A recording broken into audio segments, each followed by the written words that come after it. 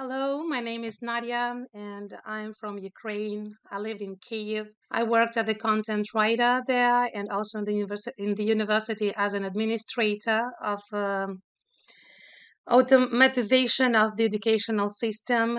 And to be honest, this war, it's I can call it like a second war in my life because Mm. the first war that started, it was in 2014. So you know, I guess this story.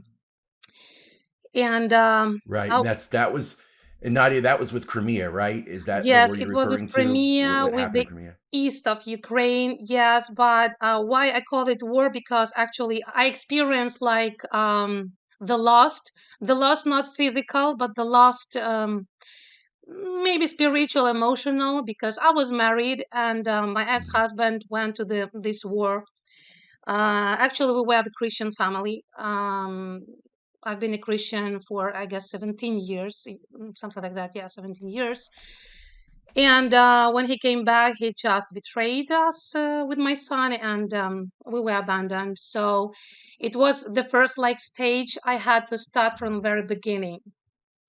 And I was looking for other opportunities to try to live, well, to find our opportunities to maybe to earn a bit more and to change Mhm. the living place as well. And um, when the COVID came, actually, it was very difficult, just because we were locked down completely. And from that time, actually, I started to do some work as a content writer. And I was praying a lot because I understood maybe it's not mine. I would try. I need to try just, and I will see if really it's my job, so I will just continue doing that. And if it's profitable, so I can continue doing that, of course, because I have a kid, a son. He's 9 years old, so Okay. not so little already, but Yeah, he's growing up quick. yeah, yeah. And and actually, I see how God was actually not was, but has been leading my life because He was like sending, needed people, sending people who just were just directing maybe my way, yes, or showing something or telling something. So it was like a help, like encouragement. And before they was started, 3 months before they was started, actually I got a good offer from one company. For me, it was the first like experience, not just on a freelance basis, but as a regular, yes, as an official kind of work. So I started on a trial period, and when the war actually started on 24 of February, the second day, I remember I just asked them, "So what did you decide? Because for me, it's very important to know right now." And they told me that good Right. news. Really, I couldn't even smile. I was just crying. It was like the only good news I could hear in this terrible time. Want to kind of catch up just a little bit here. So you're living in Kiev, Yeah, which is of course the capital city there in right, Ukraine. right. And so 3 months prior, you started working for a company on a trial basis, and obviously you're thinking this would be great to have this job. Of course, probably war is not in your mind at that time. More Yes. just excitement about, hey, something's continual and stable, and let me ask you really quick. So, leading up to the 24th of February, uh, when you saw what was happening on the borders, when you saw, the Russian or the troops starting to come closer, Hmm. what was going through your mind? What you said you had a 9-year-old son. What did you tell him? I mean, that obviously, what did you think was going to happen? Did you think it just more, threats, or did you think something would really actually happen? Well, to be honest, I think that nobody thought that it could be real, well, happen. So we were told, yes, that we should be prepared. So prepare some, I don't know, some backpacks. So with urgent like things like drugs, some clothes to have. Well, if the war started, but it was like we heard about that, but sometime I understood that no, it can be the truth. Actually, it was like maybe again some threatens, again some Russians are doing something like getting us scared and so on. But Right. it, I guess in 1 week actually, well, I was praying about that, of course, and I just felt that I need to prepare. I don't know why, but I just felt that I need to prepare my backpack to buy some food. Well, some food that I can like use that can be spoiled actually, and prepare them. Also the stuff my son, and I talked to him. Yes, I told him that everything is happening, not very good, but we should be prepared if something happens. So we have all necessary to take with us and to Right. move to a safe place. So I didn't tell him, for example, about those horrible things, but of course, Right. when the war started, it was heard, the sirens, the Right. Right. explosions. Yes, so it was scary, and for him, it was mostly scary. Oh, I'm sure. I can't imagine being a 9-year-old and And trying to process yeah, through those thoughts, those sounds, those images. Um, I wouldn't even. I have a 19-year-old daughter, and I wouldn't even begin to know how to prepare her or how to talk to her about that. Um, so right off the bat, my heart goes out to you as a fellow parent, thinking, "Wow, you know, how do you tell your child that their country, their home, is under attack?" And so, hmm on the 24th of February, obviously things became real. The bombs started falling. Here, it was breaking news across the world. We were hearing about it here in the United States, uh, being the capital where you were at. We were seeing, a lot of the reporters were stationed there, and so we were seeing the images, we were hearing the sirens, and all of that. When did you decide uh, we need to leave? And what was that? What was kind of your journey up to the point where you got to the border? Um, oh, because it's not just you; it's you and your 9-year-old son. So now you're having to think about that too. So, what was that journey like for you? oh, it was very difficult, actually, very tiresome.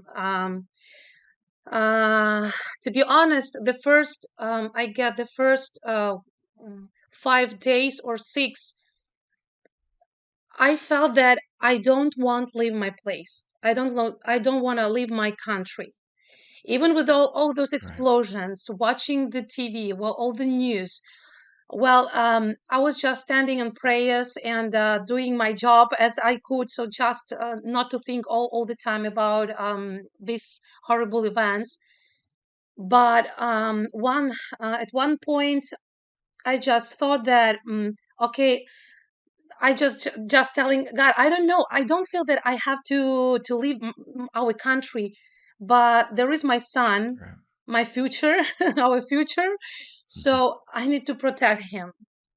And well, my mom was with me also because she came to a month before the war started. She came to help me with my son a bit, and my dad was okay, left in another part of Ukraine, in the western part of Ukraine, alone. But so we came together. So me, my son, and my mom, and we decided to okay, go to Poland. So a lot of people were just moving to Poland, and one of our friends also, they went to Poland, and we called them and asked if there is any place actually to find to stay for a while, and then we will see what to do then. She said that first you need to get, so we will find something. Okay, we gathered all we could. We couldn't actually get much actually stuff because a lot of people actually were just taking these trains. It was full of people and no place for Mhm.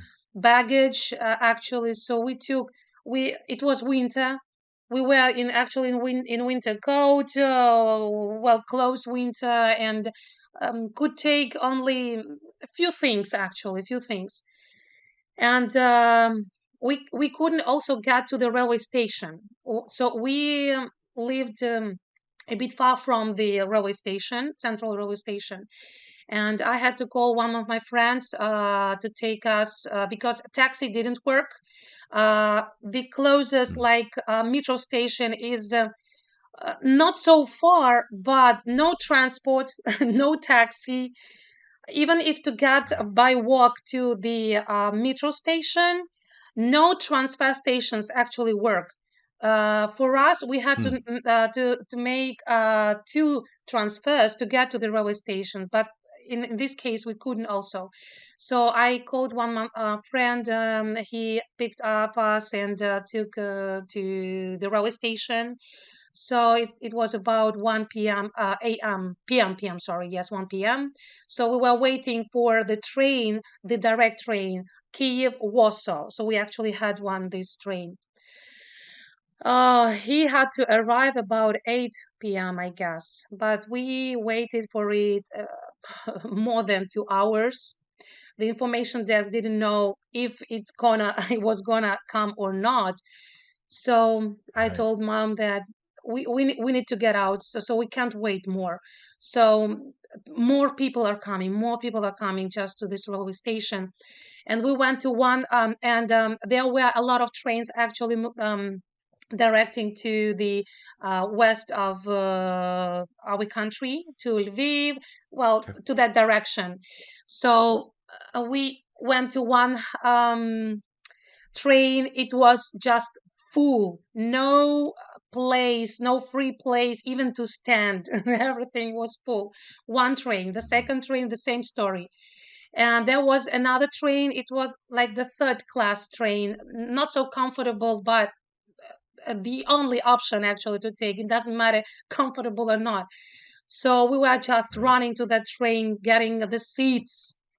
And here we hear an explosion very close to us. Real an explosion. One Oh wow. explosion.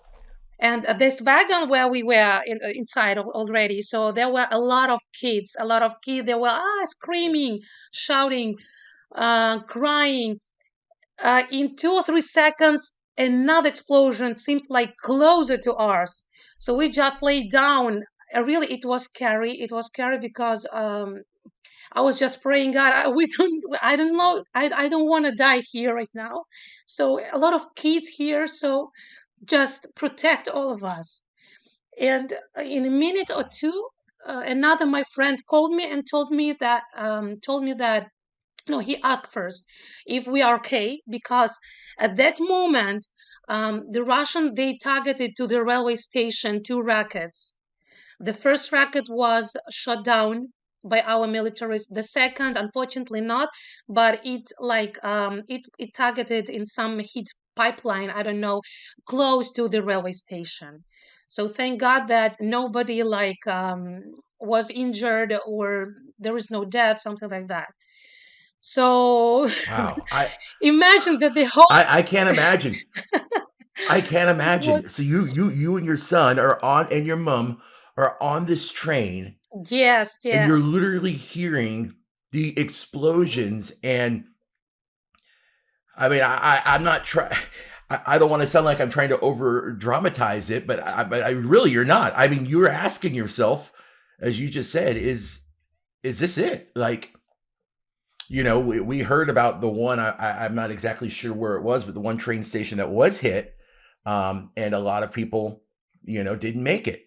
And I, I, I can't imagine, and laying on a train and praying and talking about facing an all new sense of reality of what's happening. So I'm sorry. I yeah. was just trying to take all that story in. That's amazing that you are living. This was your life just a few months ago, and so I'll let you jump back in there. So the train, you're on the train.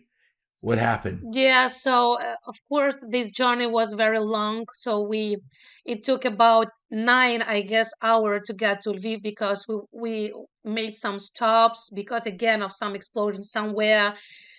So of course I couldn't even to sleep a bit. So because of all this situation, so we finally could get to Lviv, where actually there is a train to Poland to um, well, one of the borders in Poland. Thank God we didn't have to wait for a long, so we just get out of the train.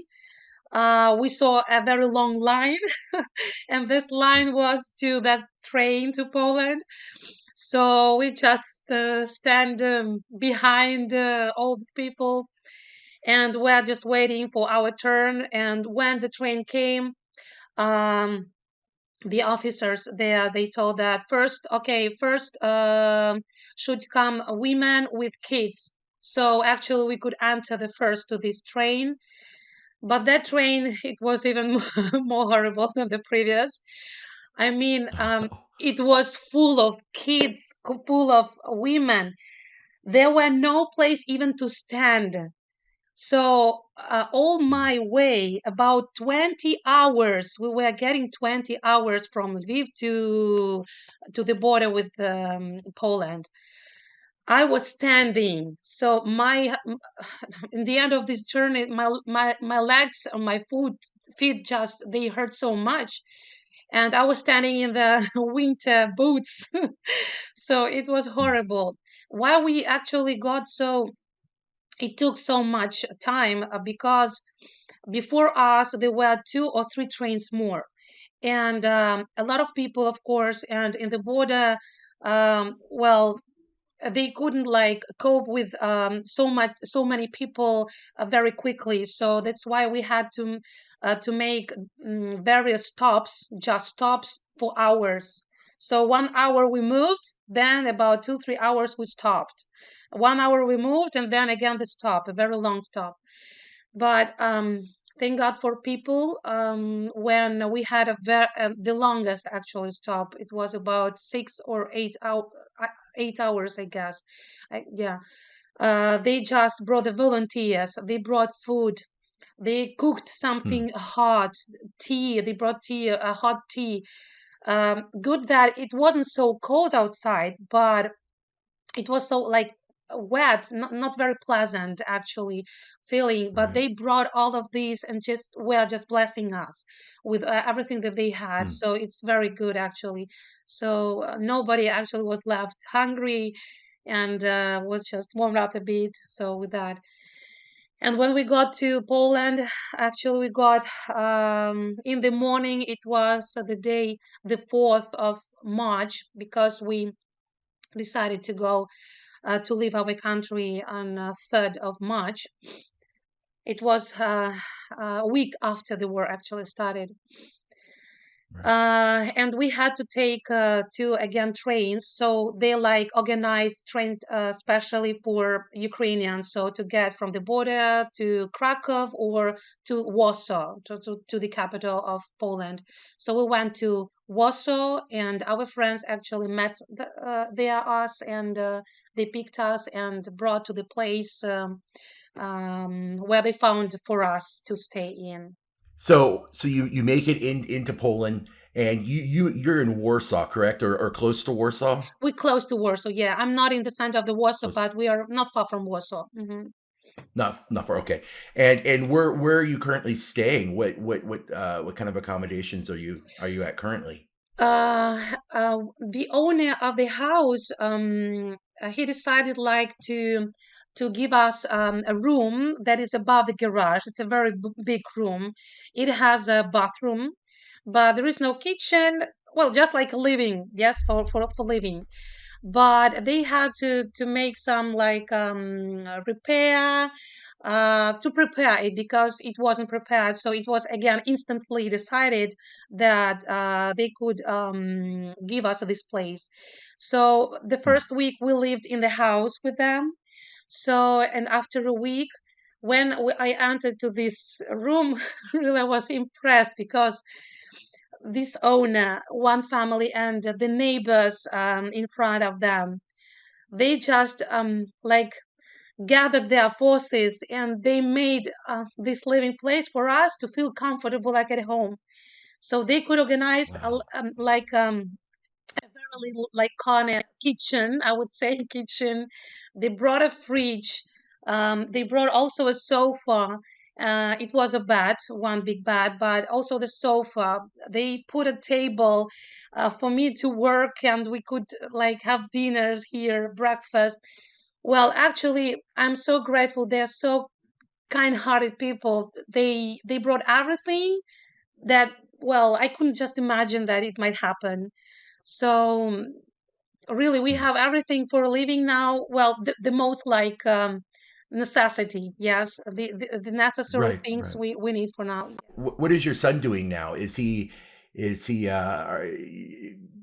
trying to continue education, or is he just kind of trying to breathe out a little bit and regain kind of some normalcy to his life? What's going on with him? Well, he goes to school here in Poland. Okay. After yes, after I guess 1 week or 2 weeks, our neighbors, he like took the responsibility to find out what to do with his education here. So there is a school bus that takes kids and arrives yes to school them, and they for Ukrainians. So they like that school. They organized lessons for Ukrainians, but those lessons are mostly Polish lessons. So for them to learn Right. first of all, yeah, this language. So then later, Hmm. maybe from September, so they can join other classes with Polish pupils or students, and they can continue their like educational process. And of course, also Wow. he does his homework from Ukrainian. School online. Well, his class actually from Ukraine, they provide the online lessons, but as he can't Okay. be present because he is at school here, he gets his homework from mathematics, Ukrainian most, yes, and he just completed at home alone, and then he sends it to his teacher. Got it. Okay.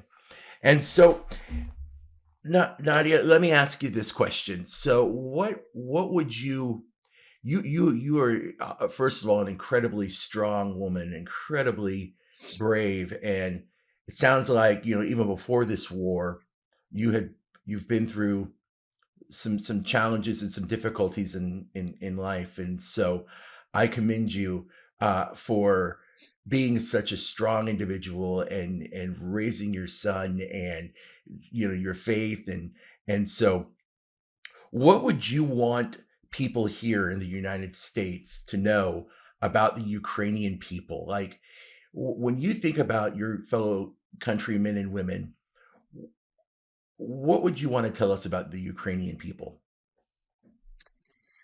Our Ukrainian people are very open to be telling the truth. We are very kind. We are open, so we are like we are ready to help in any need actually. And I see now, even now, how the spirit of Ukrainians is just raising. And the first days when I was watching the television, I was proud as never before for our president, to be honest, Mm. because he didn't give up.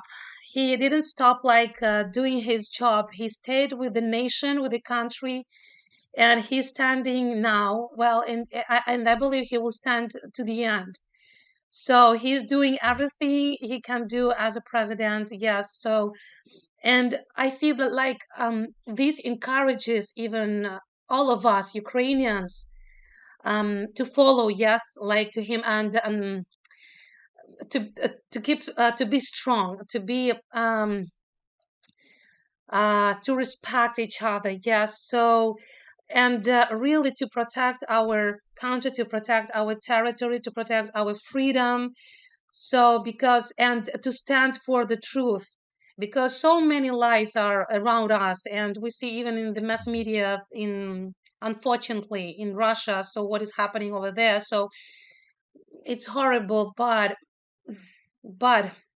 the evil, there is an evil in this world, and we need to struggle with it, of course. We've been praying a lot, and our church as well.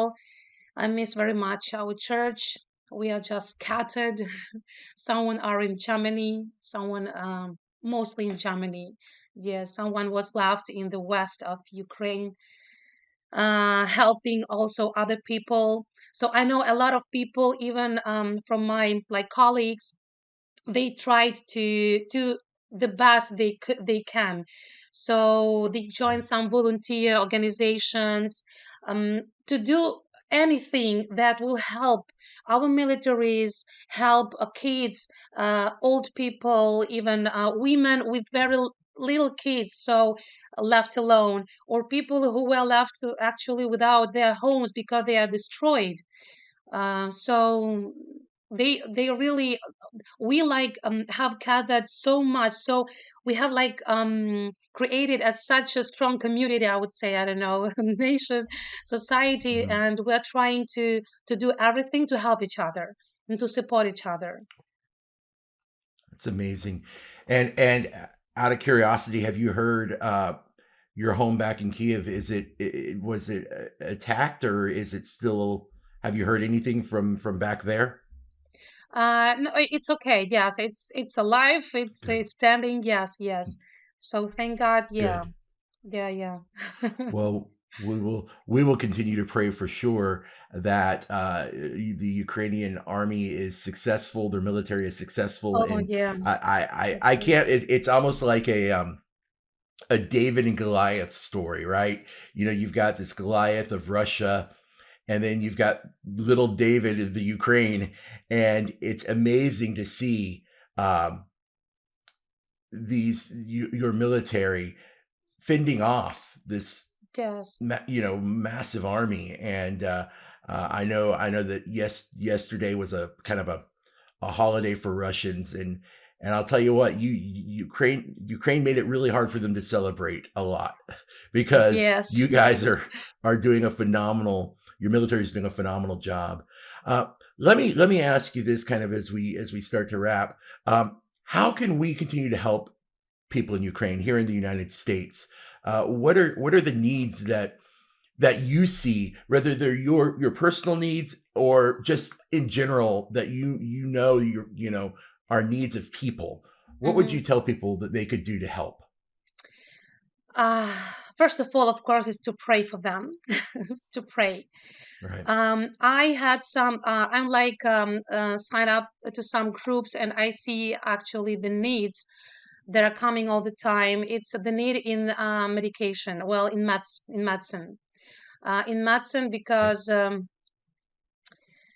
our soldiers, again, our troops who got injured, or who just suffered after these bombs, or whatever, so they need some medication. So this is a big necessity in this, of course, in I guess in food, in and in some stuff like clothes, especially babies, were born in such terrible conditions, actually, and this terrible time. Right. So the necessity of, like, I don't know, primitive pampers, something to wear, just to put it. So again, this is also a great necessity. um, and of course it's some food, because there are a lot of old people that were left, they can't go somewhere. So even some people Right. can't even get out of their flats because of not flats, maybe houses. It depends of what part of Ukraine. There Right. is no food, or in the store, or for example, the Russian, they are destroying like these green corridors, so there is no humanitarian help support for people. And mostly these are again food, some clothes, some things that even water, because in some places in Ukraine there is no water, no electricity, so they can't even prepare anything. So Right. So really, it's just the basics of life yeah, the for basics those of in life. Ukraine. They just need both people in Ukraine that are still there, and I'm obviously people who have left and gone abroad. Um, I've talked to several different folks, and some of them, even though they're safe physically, um, they're not in a place that's going to get attacked. They have spiritual healing, and a lot of them are just trying to figure out what's next. What do we do next? What's And then next? I know that there's going to be a time of rebuilding as well, a time of when Ukraine is being rebuilt. That takes resource, that takes that takes money, Mm-hmm. and so I think there's plenty of ways that those are some really really good pieces of advice of ways that people can tangibly help. And I think it's interesting, I say this on almost every one of these podcasts. I say, you know a lot of people who are listening right now think that, well, I don't have a lot, I can't give a $10,000 check, I can't give a $5,000 check. But I think what it's important for people who are listening to understand is sometimes those $5 and $10, Yeah, $20, anything helps. It all comes together and it helps.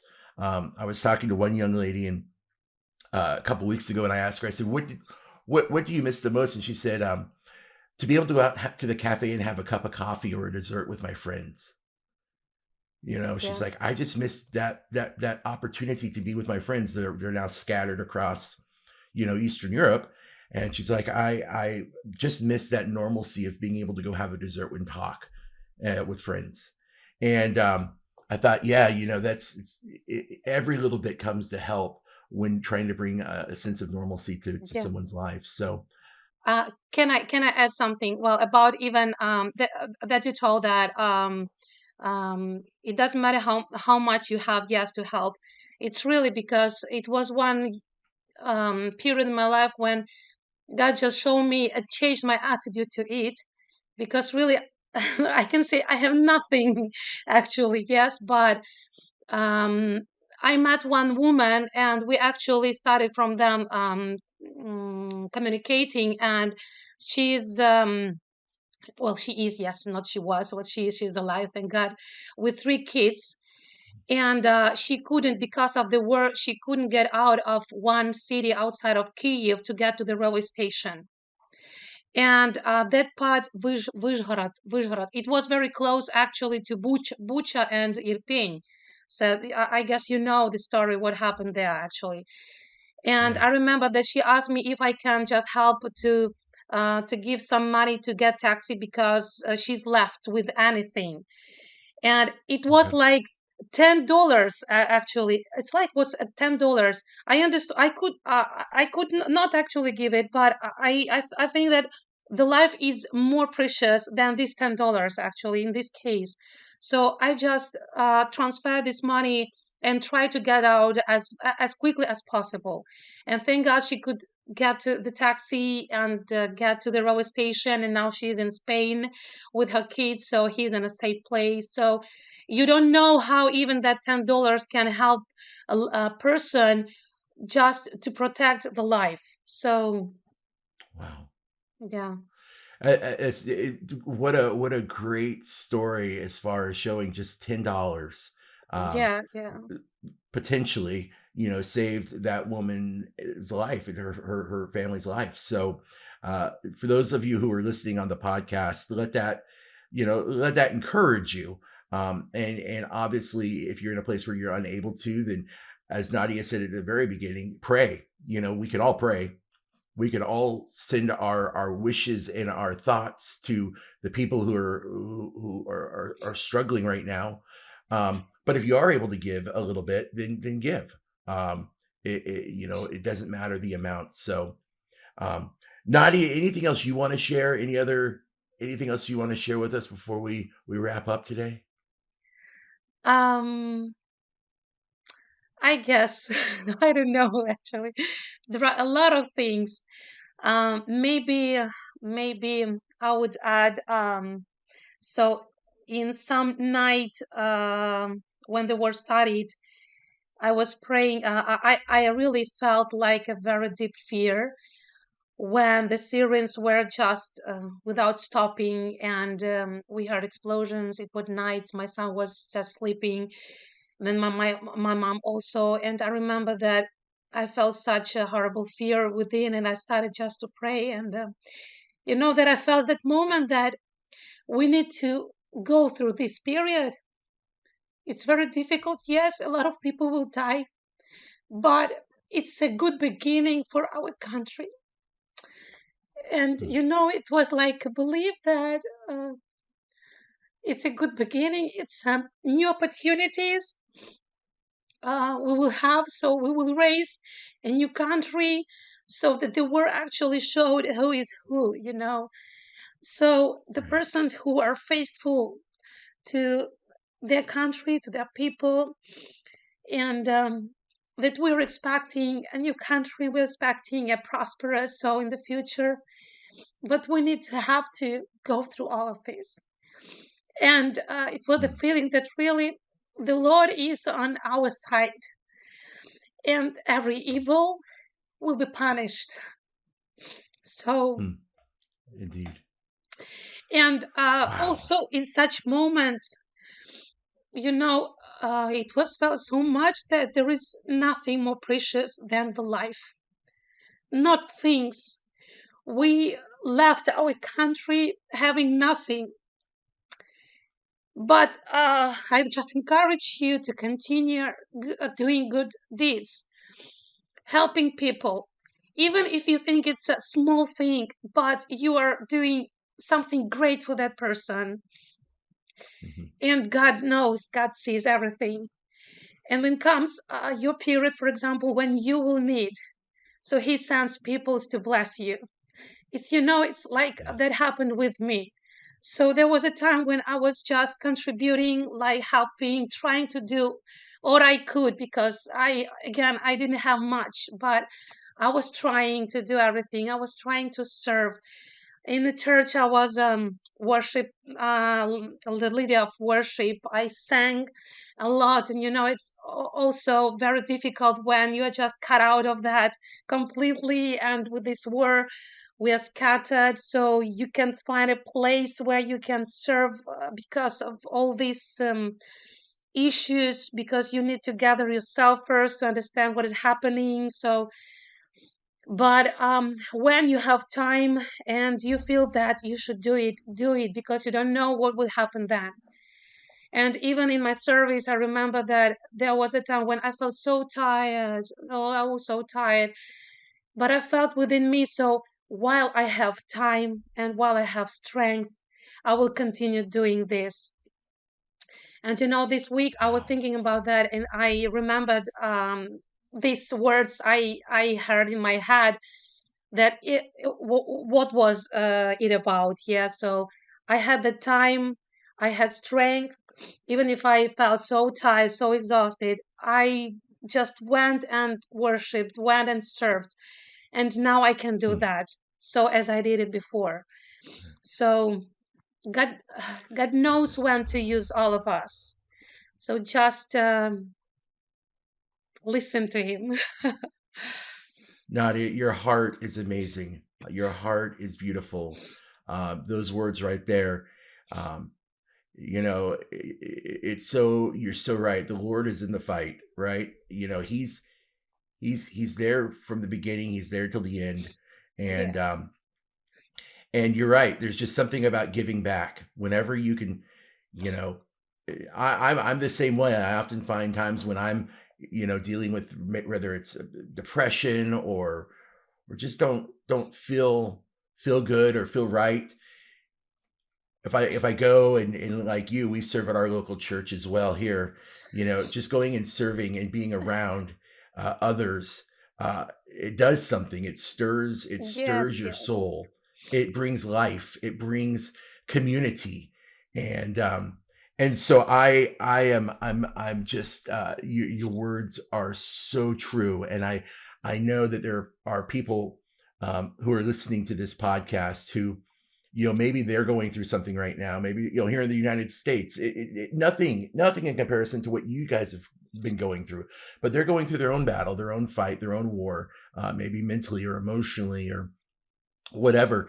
And here is someone who has just come out of a physical war in Yeah, Ukraine, sharing that message of, you know what, it's good, it's okay. God is on your side, yeah. and He is there to help you through this. And those are very, very powerful words. And so I know that they're going to touch someone's heart who's listening to this I hope conversation so. right now. And so, well, Nadiia, I want to say thank you so much for everything, for sharing your heart this morning. Um, Please know you will be in our prayers, and Thank we are you. praying daily for your president and for your military and for everyone who is either still in Ukraine or has been,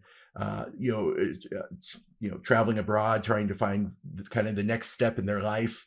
Um, we'll be praying for you and for your son and for your mom and Thank you. dad. Thank you. Um, and so, thank you so much for being on this morning, and we really, really appreciate it. Thank you very much. Yes, for inviting and for helping also us and for praying for us because it's a very great support as well. Absolutely. Sean here. Thank you so much for listening to today's podcast. If you enjoyed it, please consider giving it a like, a follow, and a share. And if you're listening to this on your favorite podcast platform, consider giving it 5 stars. I look forward to sharing the next story with you real soon.